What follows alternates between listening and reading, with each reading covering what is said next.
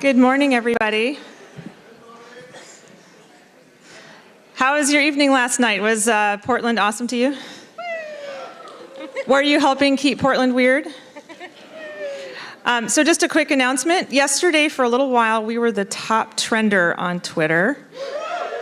And John Brownstein, who, as you know, is a Twitter expert, said he's never been to a conference where there's been so much Twitter activity. So that says a lot. So can you all keep that up today? Okay, so I'm going to hand it off to Nicole, who is going to introduce our keynote speaker for this morning, and welcome to day 2 of Force 16.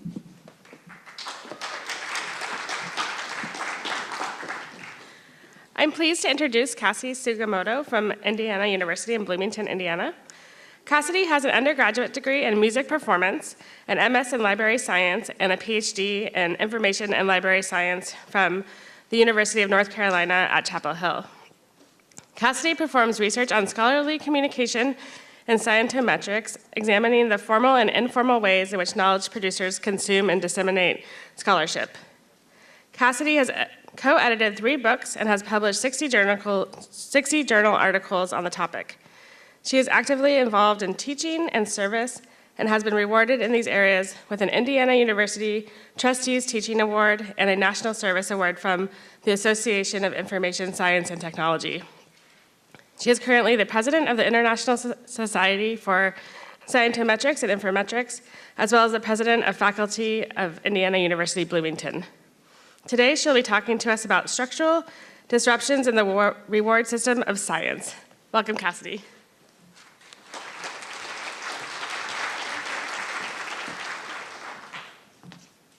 Thank you so much, Nicole. It's my delight to be here at Force 11 to talk about structural disruptions, and particularly this community because it is a very disruptive community. I think among the members of this group, you have more people causing disruptions in the scholarly communication system than perhaps any other community. There are librarians and publishers and students and researchers from across different domains, all who are fighting against the status quo, noting that the current scholarly communication system is not working for them in some way. And not only are they concerned about it, but they're doing something about it. They're providing tools, creating infrastructure, and building bridges so that scholars and researchers can have more openness, more transparency in scholarly communication. So I'm excited to be here, but I should note that I am not a disruptor. That is not what I do. And I also don't build tools, but I like disruptions because they allow me to reveal some of the questions and answers to some of the questions that interest me. So particularly these questions. 1, who participates in science? That is, who has a voice in science? Who gets to produce and consume and disseminate and discuss science? Who has a voice in science? And how do those people participate? What are the labor roles that are distributed across these multiple stakeholders? What are people doing when they're doing science? And then how are they rewarded for this labor? With all of these distributed stakeholders participating in science in so many different ways, how do we credit that? How do we attribute and recognize and reward people for the work that they're doing in scholarly communication? So this talk, what I'm going to do is go over a few different areas of research that I do. And what I want to talk about is the methods that I use because they're really important when we're talking about building infrastructure. Many of the barriers that I come across in my research is because we lack adequate systems to do the kinds of research that I would like to do. I'll talk about my results to show what we can reveal when we have these data, when we overcome these barriers, what is possible, what can we see, what sort of visions and lens on science are made possible. And then I'll end with sort of how we can build the requisite infrastructure to support this kind of research and other similar research. So we'll start with contributorship. Now, it seems appropriate for a talk on structural disruptions to start with a quote from Foucault. And as he famously asked in his essay, "What is an author? What does it matter who is speaking?" And in scholarly communication, this matters a lot. Authorship is the coin of the realm. It's the pivot point upon which the entire reward system of science is built. Being an author, that is, being on the byline of a paper, gives you credit for the work that you've done. But it also assigns responsibility for that work. And now being on that publication is necessary to generate the other kind of currency, that is citations, to know that you have produced in that manner. So authorship becomes a really critical component when we're talking about the scholarly communication system. But it's been challenged in recent years by the growth of hyperauthorship. What you see here is the byline from a recent journal article. And each of those is an individual author's name. And we broke the ceiling last year when a high-energy physics paper was published that had more than 5,000 authors. And this paper was 9 pages in length. So what does that mean for authorship, our traditional notions of authorship that connote some penning, some writing, right? We talked yesterday about communicating, but what does it mean when there are more authors than there are words in a document? What does authorship mean in that kind of environment? Now, many of you may say, well, that's just those crazy high-energy physicists that are doing that, but we're seeing this across all areas of science. So what you see here on the left is natural and medical science, and the right, social science and humanities. And that big red line points to the demise of the single author. That is the proportion of papers that are written by a single author. Now, as that decreases, we have to ask ourselves, what does authorship mean in this time of change? And we've disrupted the way that people are making science. How do we recreate a reward system around that? So some people have studied science. This is not an area that's never been studied, but they've come up to basically 2 things. 1, there are differences in authorship by discipline, and 2, authors do bad things. Right? So there's a focus on ghost authorship and honorific authorship, and people very concerned with fraud and attribution. What happens when you have 5,000 authors and something is wrong, when it's fraudulent? Well, whose fault is it? And if you ask the authors, they'll go like this, right? No one's going to take credit, or everyone's going to take credit, no one's going to take responsibility for that work. So the ICMJE and other bodies, the International Committee for Medical Journal Editors and other bodies have tried to create criteria to say, okay, we have to tell what it means to be an author. So ICJME said, okay, you have to have contributed to the conception and design, or the acquisition of data, or the analysis and interpretation of data. And in addition to that, you should have written something. You should have written or reviewed the document. And 3, you should approve the final document. You should have seen and approved this work. And 4, and this is a really important one, you have to agree to be accountable. And you have to have confidence in the integrity of what your co-authors have done, and you should be able to identify their contribution. Now, thinking back to that list of 5,000 authors, I'm not sure that everyone has confidence in the work of all other 5,000 authors, and I'm definitely sure that they couldn't assign a contribution type to each of those authors. So this leads us to the problem that authorship fails to capture labor. It gives you the credit, but we don't know for what. What did you do? How did you labor on that paper? What was your contribution to that knowledge? So we have come up with new forms of attribution. How can we capture the labor? How can we move from authorship to other modes? And places like PLOS and other platforms have begun to collect this in a systematic way, collecting still the traditional byline, which has some certain connotations with it, but also looking at contributorship. Tell us what you did. Did you conceive? Did you write it? Did you analyze? Did you do the experimentation? What is your contribution to this paper? Now, of course, alongside that, we still have sub-authorship, right? What are those people who contributed and have labored in some way, but didn't quite make it up to authorship standards? So in these 3 sort of nested ways of attribution, we begin to reveal new things about how science is made and who's contributing in what ways to science. Now, there are also other things that are aligned with this. So authorship badges in Biomed Central are another way of identifying people's contribution. And with the aggregation of these contribution metrics, we can begin to see expertise. What do you know? What are you good at? How are you contributing to science? How are you participating in science? So this is all well and good, but how does this answer my questions? What can it reveal about scientific labor, about the ways in which people are participating in science? Well, I'm going to go through some brief methods because I think they're important for thinking about infrastructure. So what we did is we went through all 8 PLOS journals, which was about 127,000 articles, and we tried to extract contributorship data. Now, in this beautifully XML parsed data set, you would imagine this would be easy, but this took months and months of cleaning to go from what was systematically collected but idiosyncratically reported. So we had to go from these conceived and design, parse those out. What is conceived? What is design? What is performing the experiments? Pulling all of this out of PLOS in order to identify different types of contribution and the association. Now, as you can see, many of this is in initials, and some of it has full names, and some of it has a first initial and a last name. So the next thing that we had to do was try to match contributorship with authorship.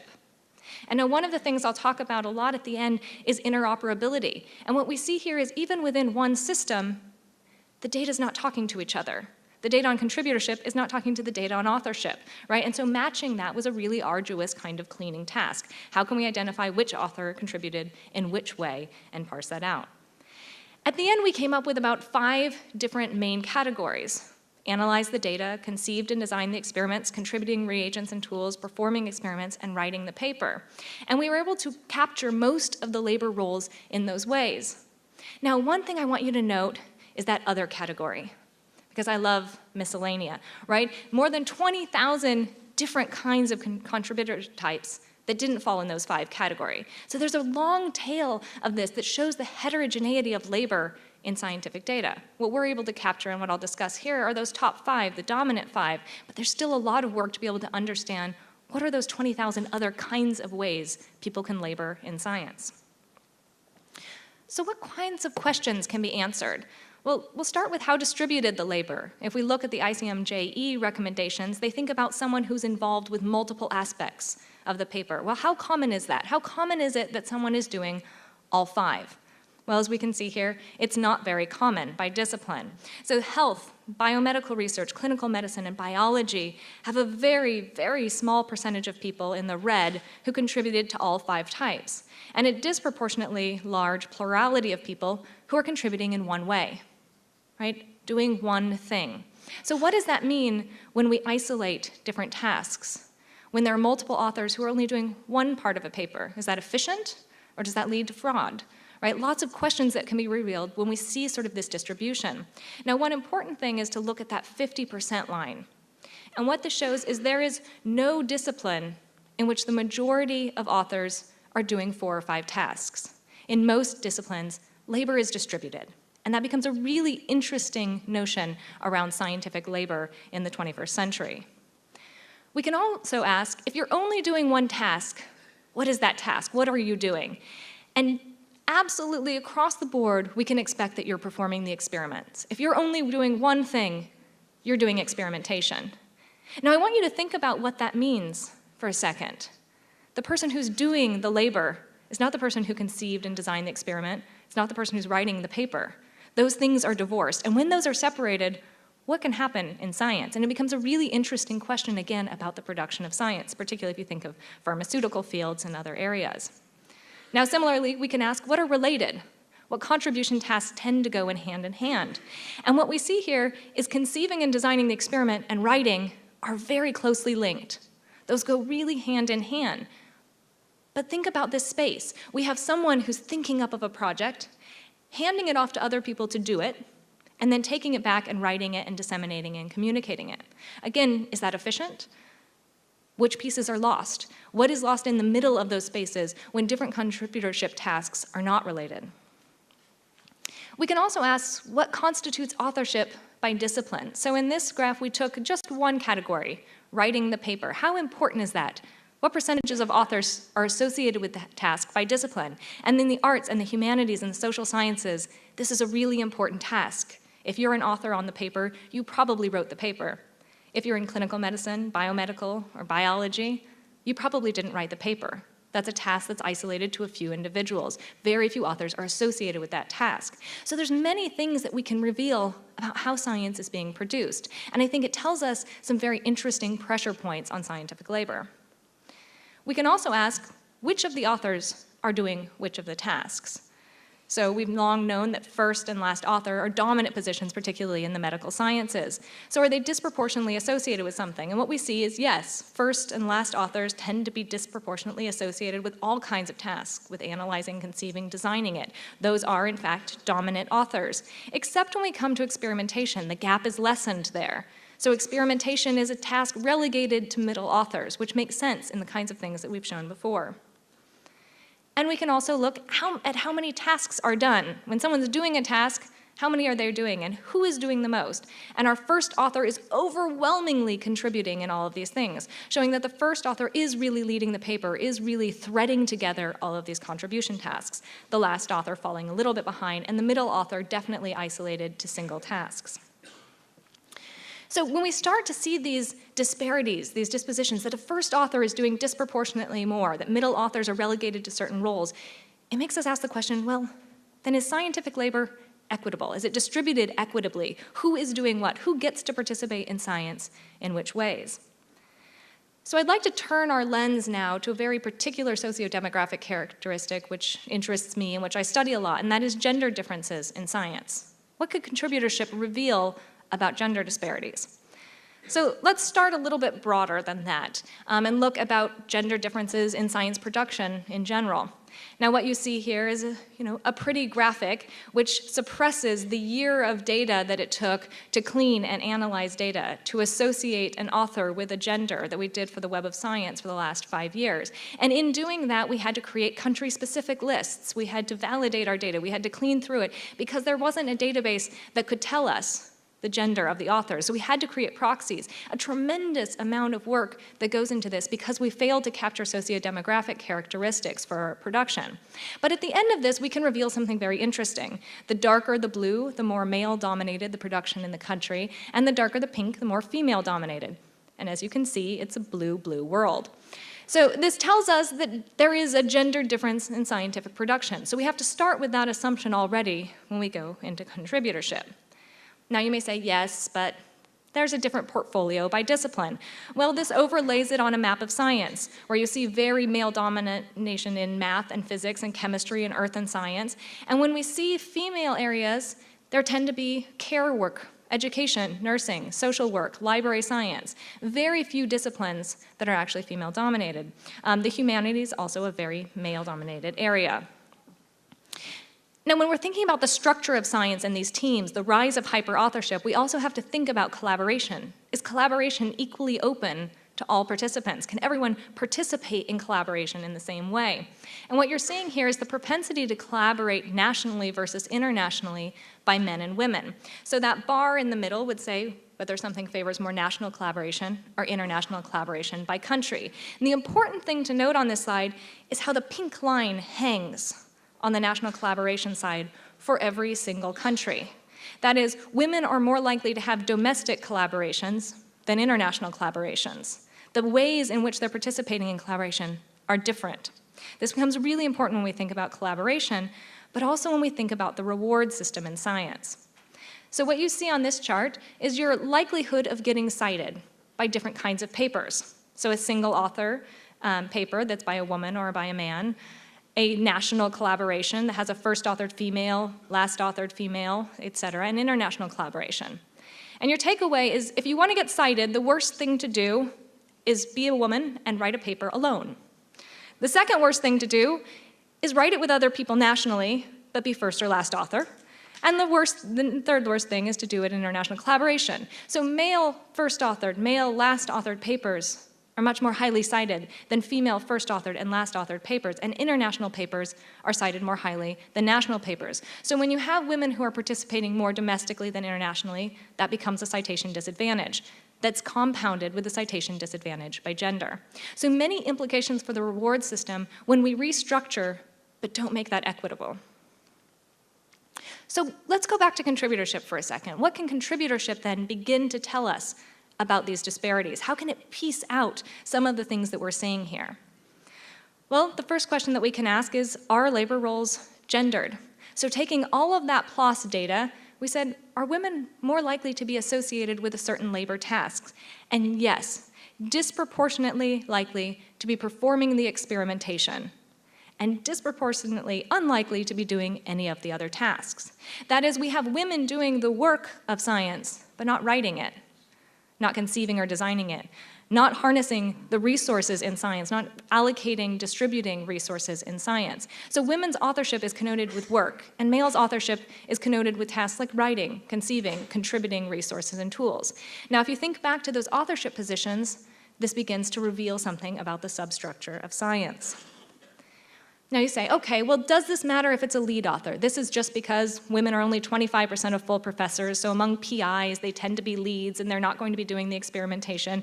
Can we reveal that? Can we peel that out? Now, certainly, when a female is a corresponding or first author, women are more likely to be associated with these tasks than when it's male, except in two cases. Women are still doing disproportionately more experimentation in male-authored papers, and men are still doing disproportionately more contribution of materials and reagents. Now, I should have said on this last slide, too, this regression controls for age of the author, for discipline, for country, for team size, for collaboration. So controlling for all of that, we still see experimentation. Now, age does matter Age matters a lot. Performing the experimentation is more likely to be associated with younger scholars. As you get older, you begin to go towards analyzing the data, conceiving, designing experiments, contributing reagents, are associated with scholars who are further along in their careers. Yet, as I said before, experimentation is still disproportionately associated with women, even when controlling with that. And if you can see on this last chart, that gap in performing experimentation as they age. So you do less experimentation as you age, but there's still a dramatic and consistent gap across the life cycle of the scholars in terms of performing experimentation. In other areas, that begins to level off. Now, one of the other things that we looked at is this rise of hyperauthorship. One may expect that as the team size increases, authorship would be more distributed. What you expect to see is down in D, right? As the number of authors increase, the proportion of them contributing to any task is also going to decrease, right? So we would see that distribution. Now you see that for the male authors on male-led papers, right? Tasks get distributed as team size increases. What's fascinating is to look what female authors do, both in C and in A. That is, when a woman or a male is contributing, what do female authors look like? And that red line is our experimentation line. That even as team size increases, women don't stop doing the experimentation. It's not distributed away. Female authors are still disproportionately doing that and associated with it. Now, if there's one thing you take away from this slide, is that those shapes are very different, right? Shapes are very different for male and female participants in science. The way tasks, the way labor is distributed is different based on who is doing the task. And this is a really important thing that we can reveal when we're studying contributorship. So that's all well and good, but why are we laboring? What are we doing? What are we trying to do? And one of these things brings us back to notions of broader impact, right? We're producing science not as an end itself, but as something that we hope leads to broader impacts, that we hope makes society a better place. Right? So we're going to take a moment and talk a little bit about broader impacts, and then we'll pull these things together. So why are we even talking about broader impacts? Why is that important? Well, the pressures are coming from lots of different institutions, lots of different bodies. The Research Excellence Framework, which many of you may be familiar with, has recently changed both its conceptualization and its operationalization of impact.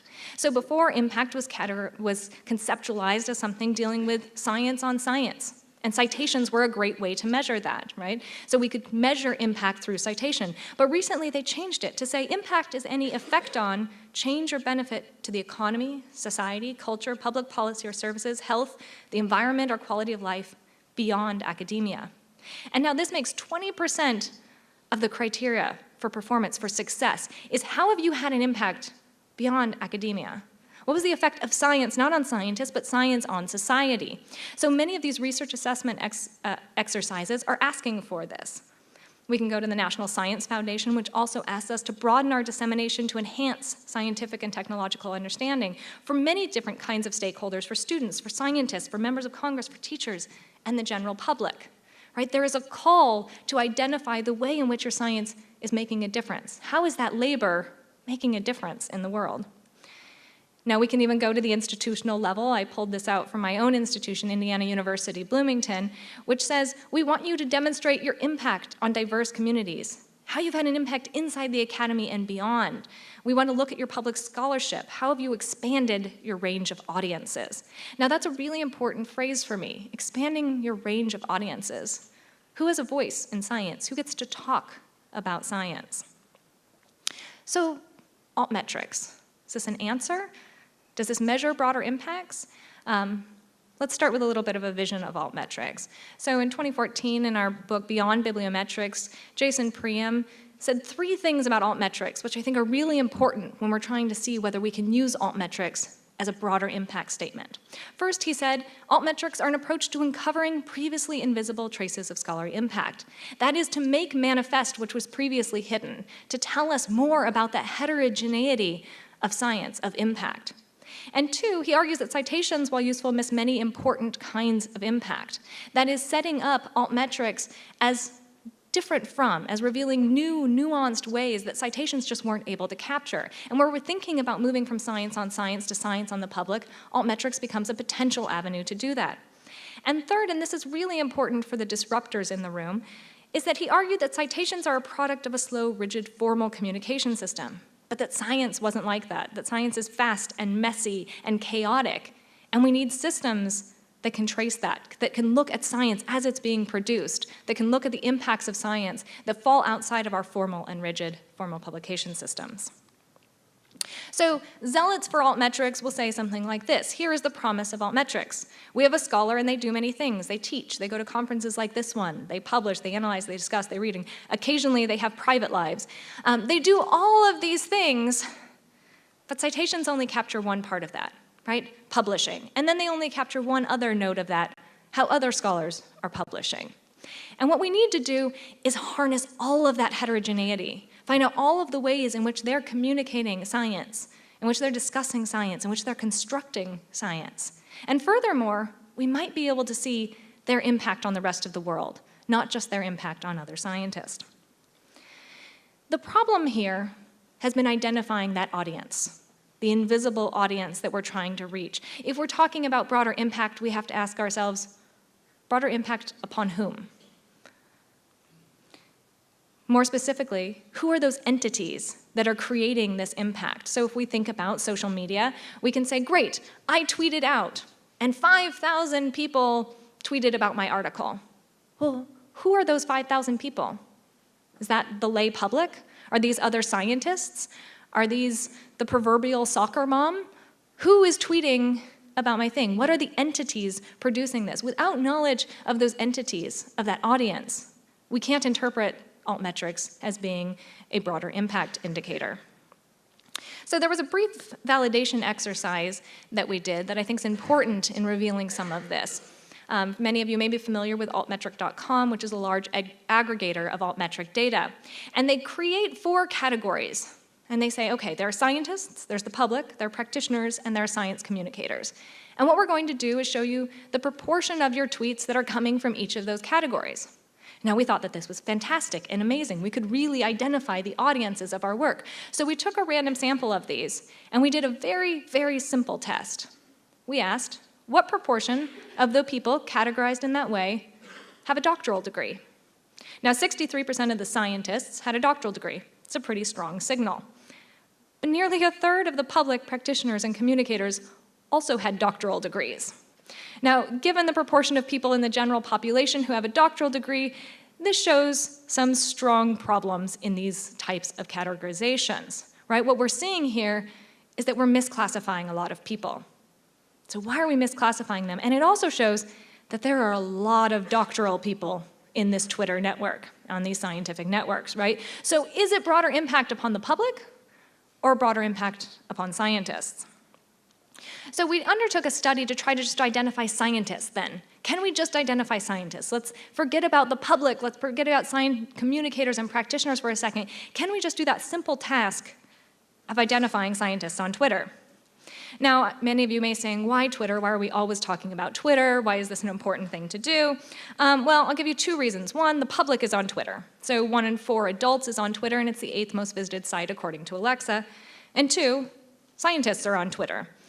So here are many studies that we've done, sort of a meta-analysis of these studies, showing coverage. If we look at scientific articles and the degree to which they're covered by various social media sites, Twitter is second only to Mendeley and a Web of Science. Mean event count, it's the same thing, second only to Mendeley and Web of Science. And in correlations with citations, it's second to Mendeley again. Now, Mendeley is a very specific kind of corpus, so we wanted to look at one that had more of a public-facing space instead of one more focused on graduate education or practitioner work. Now we decided, okay, well, we'll identify scientists.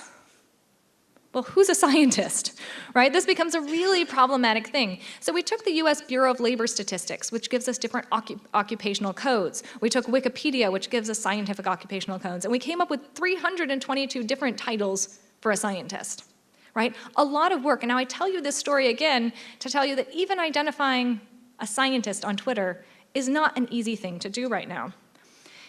Then we tried to create a seed list. We took the garden hose for Twitter. We took Wikipedia's elite listed things. And we were finally able to come up with 8,545 people who we were sure were scientists, right? Identifying this seed list. And from this seed list, we did a giant snowball sampling based on people who were on Twitter lists. And I show you this again to show how difficult it is for us just to identify who is a scientist on Twitter, let alone who is the public or who is a science communicator, or who is a practitioner, right? A lot of work has to go into these kinds of things. We did gender identification using the Bureau of the Census and Face++, which will identify and predict a gender based on their social media profile picture. A lot of work in cleaning, because there are not unique identifiers around Twitter that's connecting it with publication records, that's connecting it with other data. The lack of interoperability makes this work very, very difficult. Now, at the end of that, we can see who these top scientists are on Twitter. A perhaps interesting navel-gazing exercise. And you can see Steven Pinker, our presenter from yesterday, was the 5th most popular scientist in terms of this, ranking above Neil deGrasse Tyson. So that should be a boon for his CV that he can put on. But what's important here is not the ranking. For me, evaluative studies have relatively little value, but the diversity of disciplinary orientation is important. Also, the fact that many of these people are more science communicators than scientists is an important thing to note. And third, that many of these occupations are much more practitioner-based than scientist-based. So again, trying to distinguish all of these stakeholder groups just using data that we can automatically mine and collect and create proxies for is highly problematic. Now we can say, okay, who are these people and what are they actually tweeting about? Well, we have a lot of different disciplines that are active. This is important. A lot of people say, oh, Twitter, that's only for those crazy digital humanists and maybe those astrophysicists. But we have a lot of different disciplines. Historians are actually wildly active on Twitter. Psychologists, physicists, nutritionists, right? So a lot of different people across this, again, who are participating in really interesting ways. Now, for me, that says Twitter is a space for lots of kinds of scientists across the spectrum of the disciplines. That's an important finding. We can also ask, to what degree do they reflect the scientific workforce? So what we took here is all the employment data with their proportion on Twitter. And now mathematicians are woefully underrepresented in Twitter. So if you're a mathematician in the room, I urge you to get on Twitter, start tweeting. Our social scientists are wildly overrepresented on Twitter. You guys can all take it back a notch and pull it down, right? So we do see some disparities in those kind of broad disciplinary headings. Now, we also tried to say, okay, well, a scientist is not a scientist is not a scientist. There's lots of different ways in which people are participating, different ranks and status. So we tried to identify who is a bachelor's student, who is a master's student, a PhD student, who are our postdocs, our PIs, and our emeritus, right? And so we were able to do this, but for a very small proportion of our scientists. People had to self-report these data in their bios. It's hard to tell from your tweeting behavior whether you're a postdoc or a bachelor's student. Now, we also looked at gender balance. And this is actually a really interesting story where we're getting closer to a 60-40 kind of representation and split in our male to female representation on Twitter. A much actually more equitable gender balance than we see in the production of science or even in the representation in the scientific workforce. Now, if we look at what scientists read and the domains of their tweeting, we can tell one simple thing. Scientists are people, essentially. So we have Instagram, Facebook, Twitter, YouTube. These are the top kinds of things that scientists are tweeting about. And this becomes really important later on when we try to think, is a scientist always a scientist on Twitter? When are they just a human posting to Instagram? Now, if we just narrow down to scientific domains, we see what you would expect. The sort of oligarchy of publishers. We see our Wiley and our Blackwell, and we see our Nature and our Science and our Psychology Today. We see Archive up there as a pretty highly ranked one in terms of science things, and then we see some disciplinary specific things, Phys and Cell and other kinds of journals. Now, what's important to see, though, is how much of their tweets are to those scientific domains. And what you see here is across the range of disciplines, it represents a very, very tiny proportion of their tweets. Our biologists, our ecologists, and our neuroscientists tend to tweet a little bit more in those scientific domains than the others. But if we were just to try to identify a scientist based on those domains, we would miss a lot of people. Many scientists are not tweeting to those domains. The kinds of conversations that they're having may be scientific, but they're not identifying with a DOI, they're not identifying with those domains. So how can we capture them in sort of the wild space of Twitter? So one of the ways we can think about capturing is their network. Could we extrapolate from the network, from that connectivity, who's a scientist and who's not? And again, is this hitting those broader impacts? Are we seeing broader connectivity than we would see, say, in a citation network? So one of the things we did is we took each of these disciplines and we assigned different centrality measures, PageRank, K-Core, other ways of seeing who is central in this discipline? And how central are they when we think about their size and their population? So our computer scientists, our mathematicians, again, are less central in the database, and so are our social scientists when we account for their size. Life sciences and physical scientists are really central connector nodes in the Twitter network. Now, one could hypothesize that life and physical scientists are doing things that are relevant to all of us. They're studying health, right? And health may be things that bring together different tweeting things. We may connect different people in health in different ways than we would, say, in computational or mathematical scientists. We can also zoom in and look at some of these subgroups and extract from their bios the kind of people who are in these different subgroups. And what we find is even though our historians were great big tweeters, they're very isolated. So they're off to the side. Our historians, history authors, they're talking a lot, but they're talking to each other. Our meteorologists, our weather scientists, also talking a lot, but to themselves. And we can kind of follow this path around to see our social scientists. And what I love about it is it reveals how people are identifying on Twitter. My favorite is this corner down here, the scientist, the physicist, the lover, the enthusiast, and the student, right? These are the terms that they're putting in their bios. I want to be in that group, right? Lovers and enthusiasts. I mean, physicists really care about their work. So there's a lot of really interesting things that we can do when we drill down. We can also see, though, that these subgroups are very disciplinary. The way people are communicating on Twitter is still highly disciplinary. So the next thing that we did is we calculated an assortativity coefficient. That is, simply put, do birds of a feather flock together? And on Twitter, yes, they do. We have an extremely high assortativity coefficient. Now, this is bad news for broader impacts, because what this means is people are on Twitter, but they're still just talking in their same disciplines. So do we really have broader impact? Or have we just recreated our communities that we've had before, but in this new online environment? You may be interested to note we also did an assortativity coefficient for gender, and it was negligible. So that is, women are not disproportionately talking to women or men to men in the scientific network, which is fairly good news. So there are other critical issues that we're facing with altmetrics other than the audience, other than who those entities are. So one is, can we identify scientists? Yes. It's arduous, it takes a lot of data cleaning, but we do a pretty good job at identifying those. But the bad news is, we're really bad at identifying everyone else. If you saw the difficulties we had with identifying scientists, imagine identifying what the public looks like. I'm not even sure I can define what the public is. So defining who that public is and how to identify them on Twitter is a very difficult task. We also haven't figured out how to distinguish attention from impact. So you probably have seen this one. The title, Can Apparent Superluminal Neutrino Speeds Be Explained as a Quantum Weak Measurement? And the abstract, probably not. Right? Now, this was tweeted out almost 5,000 times. This received a tweet. And almost all the tweets say best abstract ever, right? My argument is that this is probably not a demonstration of broader impact.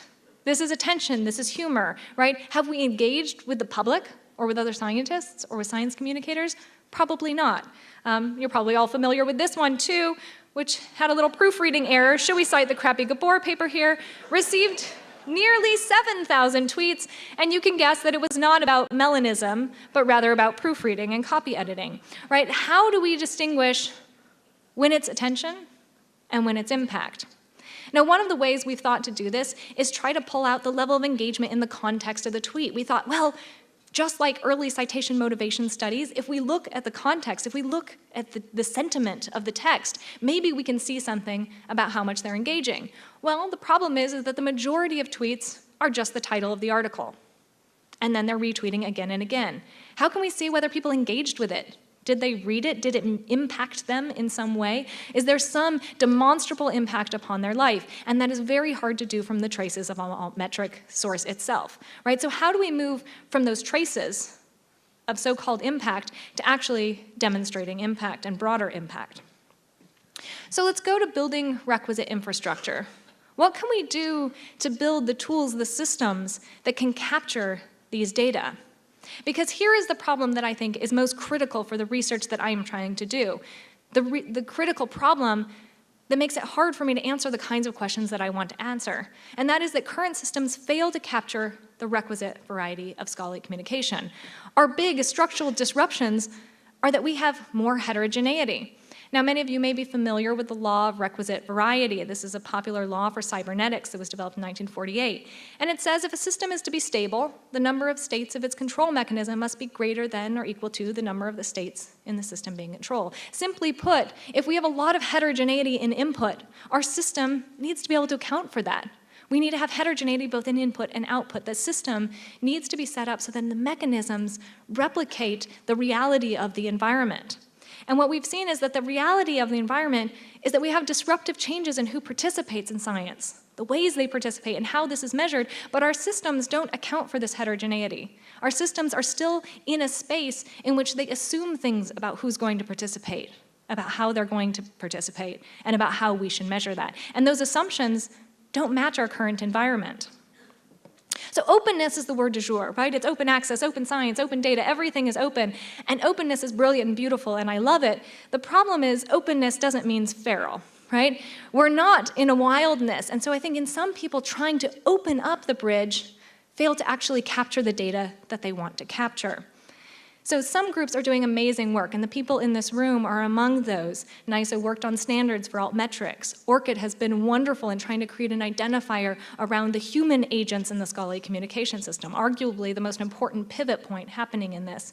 Crossref, again, all of these places that are working with trying to identify unique identifiers to create interoperability among this. So tremendous work is being done, but we're still falling short. Here is my dream vision. So we have in the middle a scientist, right? And he usually looks like that. And this scientist does all of these different things, right? So in our promise of altmetrics, we've thought about this heterogeneity. Now, many of the people in this room are doing some of these things, right? We capture mentoring data with ProQuest, dissertations, and theses. Great, it exists. Demographic data is collected by the NCSES and the SED. Other governmental agencies collect the socio-demographic characteristics of our scientific workforce. Publication data is collected by Web of Science and Scopus and Google Scholar. We have lots of sources for that, except we usually just collect journal articles and sometimes other things. We could probably expand our heterogeneity around that. Metrics are collected by many different people, grants by Federal Reporter and other systems. The problem is the siloing of all of these systems. The problem is the lack of inclusivity for all of the ways in which we're producing knowledge, all of the ways in which we're enacting our scholarship. What I would like to get to is a system where the people in this room, the people who are making these brilliant tools, begin to talk to each other, begin to make their systems operable, begin to focus on that greater infrastructure around the scholarly communication system. Now, in doing this, though, we still have to avoid goal displacement. So here's Kim Kardashian wearing her Bill Nye the Science Guy shirt, and she had an index that was named after her. And what this index does is it looks at people who disproportionately tweet compared to the amount of publications they actually write. And now, this is a concern, though, right? Anytime we create an indicator, we incentivize behavior.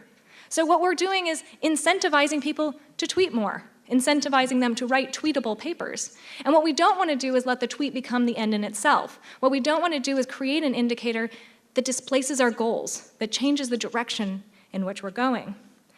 And similarly, we have to be aware that in creating infrastructure, in creating systems, we're platforming the way scholarly work is performed. We're telling people that these are the variables that count. What we measure is what counts. And if we don't create systems that align with our values, we begin to displace, again, scholarly activities, scholarly performance. So I like to end all of my talks with Campbell's Law because I think it's so critically important to remember. That is, the more any quantitative social indicator is used for social decision-making, the more subject it will be to corruption pressures, and the more apt it will be to distort and corrupt the social processes it's intended to monitor. That is, as we're building tools, we have to be aware of how these disruptions will affect the system.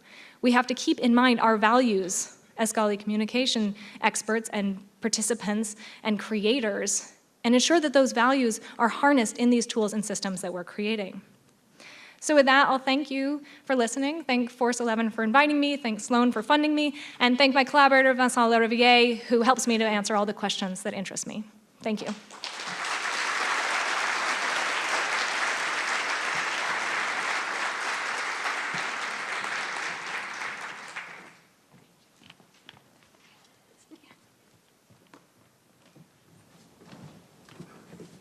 I think I can take questions. Is that true, Nicole? Yeah, we have microphones.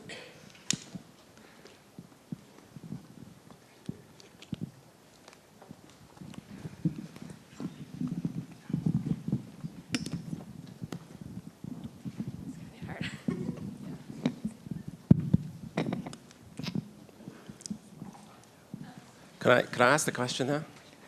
Sure. Okay. Please. Thanks, Cassidy. Excellent talk. Thanks. In the middle of the talk, you mentioned a bit about international collaboration and whether they're equitable. Have you looked at authorships between authors from various countries and how they ranked and play out? That's a great question, and that's one that we've been working on right now, thinking both about mobility but relationships among those. So we've done a few different studies on this, and you see the elite hierarchies that you would expect. So many first world countries collaborating with other first world countries, so you see those kinds of things. Again, there's a data problem with a lot of these. So if you look at the Web of Science, affiliation data is only collected for very recent publications, and it's actually very hard to match affiliations to people. So again, that infrastructure problem of not knowing with which institutions each unique author is associated becomes harder for this. So we can look at it at the unit of analysis of a publication and say what publication is produced by which countries, and what we see there is very elite tiered kinds of collaboration networks. Is it possible to drill down to see, again, the contribution that, in fact, a lot of authors from other parts of the world are contributing, but they're not getting the authorship attribution? Again, because so few journals are collecting contributorship data, that becomes very difficult. But I'll provide sort of anecdotal evidence. One of my doctoral students is in the room, and she brought this example to me, and I think it's a really powerful one, in astronomy. So you go into an astronomy setting, and you have certain PIs and researchers who are from predominantly Western countries, and the technicians are often from the local communities, right? So the way in which labor is distributed is very elitist in that regard. But what we don't do right now is capture that on publications. And I think if we were able to capture that, we could reveal some of these inequalities and injustices that are happening in the production of science. Yes, regarding the long author lists, it seems like that phenomenon can be traced back to our tenure and review structures that use authorship as a proxy for contribution.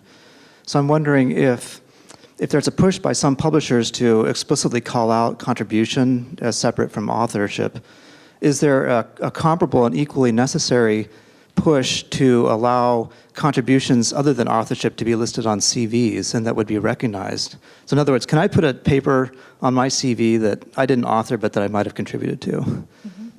Well, this is sort of what I'm hoping. I'll sort of go with my vision and then the reality of it. The reality of it is many promotion and tenure portfolios do ask for contributorship, but they ask for it in a really idiosyncratic way. So I know my institution will send out a list and to everyone with whom I've ever collaborated and say, what proportion of this paper did Cassidy write? And what did she do? Right? And of course, those percentages always equal more than 100%. And so the data becomes pretty irrelevant, right? Now, if publishers systematically collected contributorship data, then we could report that. We could start talking about our contributions. We could start talking about our expertise in a systematic way in our promotion and tenure documents. I also hope that if they begin to collect it, we could expand our notions of labor. Right? So as I showed, those were 20,000 different kinds of labor that didn't fall into those 5 main categories that we had. If we can begin to collect contributorship, I think we could also expand contributorship and capture some of those things that have fallen out of the purview of authorship before, but are certainly important contributions to the production of knowledge. That was a fabulously thought-provoking lecture. Thank you so much. I was just wondering from the point of view, I mean, a lot of what you described is based on clearly work with papers, but I was wondering, clearly there's a correlation with a lot of your findings, I'm sure, with grants. I was wondering, A, whether you've actually done work with grants and what you could say about that very briefly, and B, could that be a way to drive change into the system to sort of address what was a lot of problems here, but without many solutions? Mm-hmm. Absolutely. To the first question, no, I haven't worked with grants a lot, but there is a lot of grant data that's becoming available and increasingly available, and so I'm hoping that this will incite people to do more of these similar kinds of studies with grants. And as we talked about earlier, I think federal agencies are an amazing place to be disruptors themselves. I would love to see federal agencies moving more in this direction of incentivizing and creating the infrastructure that would allow us to capture these data and then fix some of the problems that we're showing when we analyze them. I'm very intrigued by the notion of impacts, the kind of generally accepted notion of how science impact works. through citation. So you learn something from you read someone's paper and you find out from them what they did, and then they probably cite stuff in their past. And I was wondering, has anyone actually been able to trace effectively, retrospectively, how a discovery came to pass in such a way that could then inform the kind of impact metrics that you're talking about? So, I mean, we have this mechanism that's existed for a long time. We have a lot of data on that, but it doesn't seem to be very accessible to analysis. It's actually know from the citation network why a discovery was made in 2001 based upon the earlier work that's happened. Is that something that has been addressed? Is it something that the altmetric work could impact or pull out of? Yeah, and how would that work? So your question excites me so much because I think this is the direction that many bibliometricians and scientometricians are going in right now, is sort of revealing that context of the citation. Because again, in the same way that authorship was sort of listed out and removed from contributorship, citations have been removed from their contribution as well, right? They've been placed into a database of Web of Science and Scopus, and they've been removed from the text in which they were actually embedded. And the rise of full text analysis allows us to go back and do that, to trace the evolution of that discovery in a much more nuanced and interesting way. So there's a lot of really interesting research that's coming out of the scientometric field right now that's beginning to capture that. Again, it requires access to full text data, and so that's a different kind of story. But yes, in the same way that we need to look at the contributorship of authors, we need to look at how those citations actually functioned in the context of a piece. My colleague Vincent Lariviere has begun to look at sort of the context of those citations in an interesting way. Henry Small is also working in those ways. So there's some really good research, and I'm hopeful that the rise of more full text data will allow us to answer that question. Yes? So I love that you started with Foucault. I think we need more of that at science conferences. But kind of interesting, you started with Foucault on labour and then didn't finish with Foucault on power and surveillance. So, which leads me to the question I was going to pose. I completely with you on this notion that we need infrastructures that connect up all of these pieces of data. I'd be interested to know your perspective on the benefits and challenges of going in what might be two different directions. One way to do this is to, in the US context, for instance, is to take the U-metrics and star metrics approach, which is ultimately to say, all right, let's just connect all this back to people's social security numbers. And that data exists, that data is being collected. Or we could build our own community infrastructures that might better reflect our values and our cultures, might be more transnational. But will be harder to build and harder to make comprehensive, and comprehensive in the surveillance sense. Do you have a sort of sense of the balance between those two different approaches? Yes.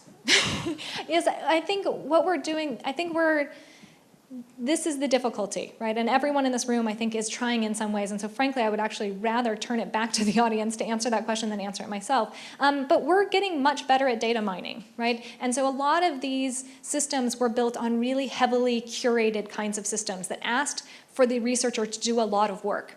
And as soon as you ask a researcher to do more work, your system is probably going to fail. And so I think a lot of these systems failed because of that. Now, you have Axicom and other things that are able to take your social security number and your Facebook status and do all of these things for other purposes. Why doesn't the scholarly communication system harness some of that capability? So what I think we need is that balance between what we can harness automatically and when we need human input. And I think that we haven't found the right balance of that space yet. And so what I'd like to see is more conversations among these various groups, right? And less, what you have to do is break down the barriers of proprietary data. And that's a huge thing. And there are privacy concerns. As you mentioned, Foucault moving to a surveillance state, then who owns these data? As soon as you know the race and the age and the gender of a scientist, do I want everyone to know that? If I know that these disparities exist, do I actually want that to be publicly available? Do I want to control what is known about me? Should someone else be able to control it? I mean, these are all the really important questions that we have to ask as a community right now of how that data gets made and who owns it and who has access to it.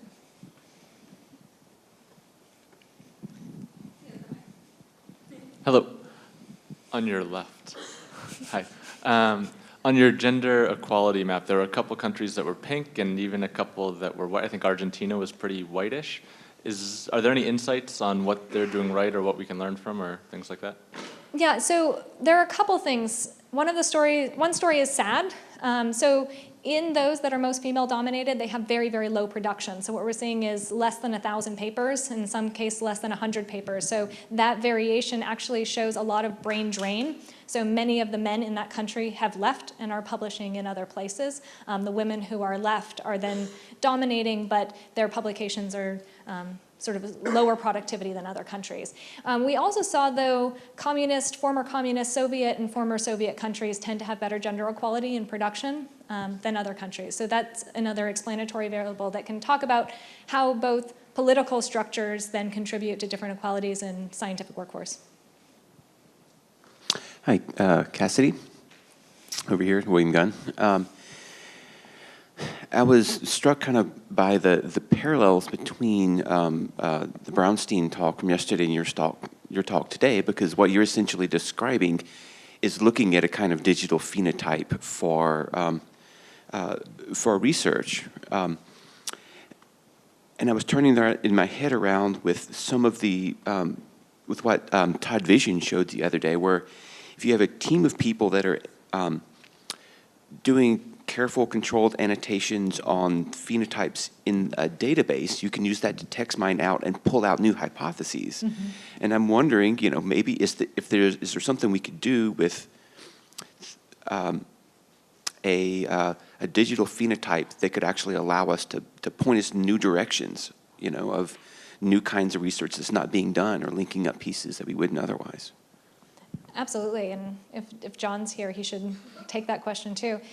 I think, you know, going back sort of to Cameron's point, when I said, you know, scientists don't like to do extra work, I mean, even asking them to put something in an institutional repository is too arduous for them, but they do create a lot of traces, and they're doing a lot of work now digitally, and if we can capture that work that they're already doing, that's already part of their scientific process, then absolutely, I think not only can we say something about impact and all of these other things, but we can talk about the trajectory of knowledge. We can capture things before they're actually coming out. Publication is a wildly delayed kind of space for us to see emerging technologies and emerging trends. If we are better at capturing discussions that are happening in social media and other spaces, I think that we'll be in a great position to really say something nuanced about the trajectory of science.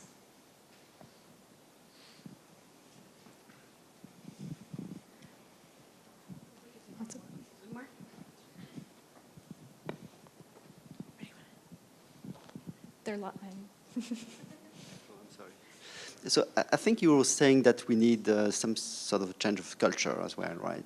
Say that again? We need some change of culture. There seems to be like a culture of, I mean, especially the culture of publication and the, unscientific, the only thing is important is a publication and so on. So where is the place where you start to, I mean, what is the one place you would start to lobby and to work on to change that culture? Great, it's a phenomenal question, right? And again, this comes back to systems that support our values. And I think when we ask who are the right people to lobby, we have to say who's controlling the systems right now. So publishers are controlling the systems. What do we want them to change that align with our values? Federal grant agencies are controlling. What do we want them to change that align with our values? Institutions, promotion and tenure is controlling us, right? So what are the control mechanisms? Well, they're grants, they're publishers, they're institutions. What do we want to tell them about what we care about? And what we care about, I think, in many ways, is sort of this heterogeneity. We care about the science that's being produced, not the publications that are being produced, right? We don't want infrastructure for infrastructure's sake. We want it because we want more justice and fairness. We want people to participate in science in open ways. And I think we have to communicate that to those people. Talking amongst ourselves won't get that done. Talking to the institutions that are controlling knowledge production, that will be disruptive.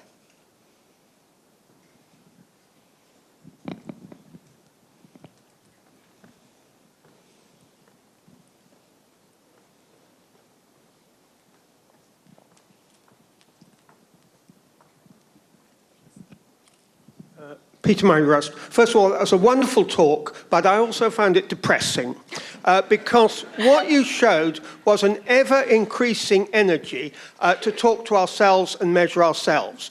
The most important slide you had actually was the one that said impact measured outside academia, and you didn't follow that up, right? So what you did say is that 30% of the people outside who are not academics have PhDs. We have an increasingly educated, literate, and knowledge-hungry citizenry, and we have got to do something about that, or we are missing it. So do you have ideas for bringing those people in? And I would say bring them in at authorship level, because there's far too much of authoring is the only important thing. We're developing into a rights-only society, read never. Well, I want to clarify one thing. It's not that 30% of the public has PhDs. What that demonstrates is that we are bad at identifying who are members of the public. So we were actually identifying scientists. But we do have an increasingly informed and educated citizenry, and we have people who are increasingly excited about participating in science. I think the rise of citizen science projects, the panel that's going to follow this one talking about sort of indigenous knowledge creation, right? Who are all of the people that are helping to generate knowledge? So I absolutely agree that what we need to do is think more about crediting these different things. We need to turn our focus away from production to actually process and labor. I'm hoping by expanding these notions of contributorship, we begin to credit that in an interesting way.